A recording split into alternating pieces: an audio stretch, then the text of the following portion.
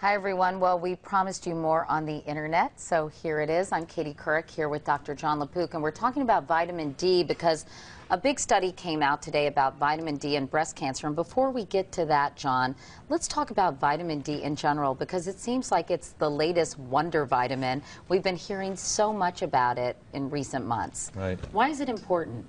Well, when I was in medical school, it was important because if you had low vitamin D, it led to brittle bones. And now in recent years, we're finding all sorts of other things. Other things like what? The benefits of vitamin D? Yeah, you know, we started studying how vitamin D works, and it turns out that it's important for cell growth, and then somebody found out that it was important for cancer cells to blow up, apoptosis, your favorite word. Cell death. Cell death. And then they looked to see whether low vitamin D led to various cancers, and sure enough, it turns out that people who have low levels of vitamin D have a higher chance of getting breast cancer and colon cancer and maybe even some other cancers. So the big question is, you know, is that just a chance relationship or is that actually a cause and effect? Is that a new study? Because I remember reading something about the sort of the correlation between colon cancer, my area of interest, and lack of milk consumption. Over the last didn't a study come out about that? Over the last couple of years, you've seen what's called epidemiological observational studies, where people say, over the long run, over a number of years, if you look at people who develop colon cancer or they develop breast cancer, they have a higher chance of having a low level of vitamin D. But then it's not sure whether it's cause and effect. But it's very interesting because it's been known with breast cancer, for example, that women who, the closer you live to the equator, where you get more sunlight and a higher chance of having a high level of, and a good level of vitamin D, the closer you are to the equator, the lower chance you have of getting breast cancer. As you move away from the equator, and presumably your exposure to sunlight goes down and your vitamin D level goes down, you have a higher chance of getting breast cancer. Isn't that true of some other diseases like multiple sclerosis? Multiple sclerosis, you know, yes, people have talked about that possible association. And in fact, now that everybody and their mother is coming in asking for vitamin D levels, people are trying to associate low vitamin D with everything. And in fact, people have wondered whether it's associated with multiple sclerosis, fibromyalgia, all sorts of depression. So of course, because well, that seems to make sense because when you talk about those light boxes and seasonal affective disorder, and so is it the light or is it the vitamin D? And that's a perfect example. Doesn't sunlight have vitamin D? Doesn't it help you produce it? Yes, absolutely. So Doctor? It's tricky. Yes. So it's, you know, people say sunlight, you know, helps you produce vitamin. Does it beam the vitamin D into your body? No. What happens is you have a chemical in your skin. And when the sunlight goes onto it, it causes that to turn into an active form of vitamin D.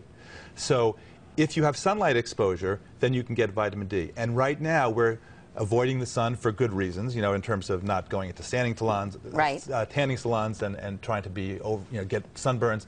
But what happens is we spend more of our time indoors. We live in a part of the world where there may be not enough sunlight during, say, the winter months. And because of that, our vitamin D level goes down. All right, so the big question I think everybody has now, and hopefully people looking at this want to know, is what is the best way to make sure you have adequate levels of vitamin D in your body? Okay, so the first thing is sunlight. You can go out, say, and the recommendation, I was looking on the web today and I spoke to a few experts, so nobody knows exactly, right? But 5 to 30 minutes, 2 to 3 times a week from, say, 10 to 3. I told my dermatologist this, and she went ballistic. But it's not a matter of you know, frying yourself in the sun. And in any case, people who have darker skin, right, like African Americans, have the equivalent of an SPF 8000. So even if they're out in the sun, they may not get enough level activation of their vitamin D. And in fact, that's true. African Americans tend to have lower level of vitamin D. So what do? You can get it in your diet with fish like salmon, mackerel, tuna.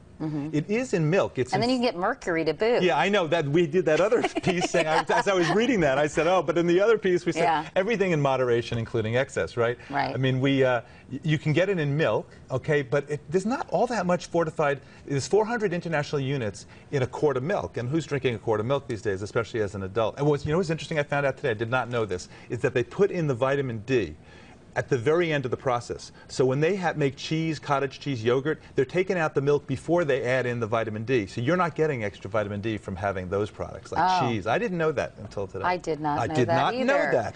Okay, so and you then can the get last it from way is food. Supplements. And what about getting it from supplements? Isn't that sort of the surefire way, and you don't necessarily put yourself at risk for getting sort of skin cancer Sure. Melanoma in a Swedish study has been associated with with being in the tanning salons, and we know that squamous cells, basal cells. The American Academy of Dermatology went ballistic, thinking about anybody recommending going to a tanning salon to try to get your vitamin D level. But we should mention that, by the way, they're trying to market tanning salons now, certain tanning salons, as good places to go to get vitamin D, which is really irresponsible, isn't it, as a doctor? Yeah, even if you were to say, something, if I controlled it and I had a certain type of wavelength and I did it for a certain number of minutes, it would work, and it would be...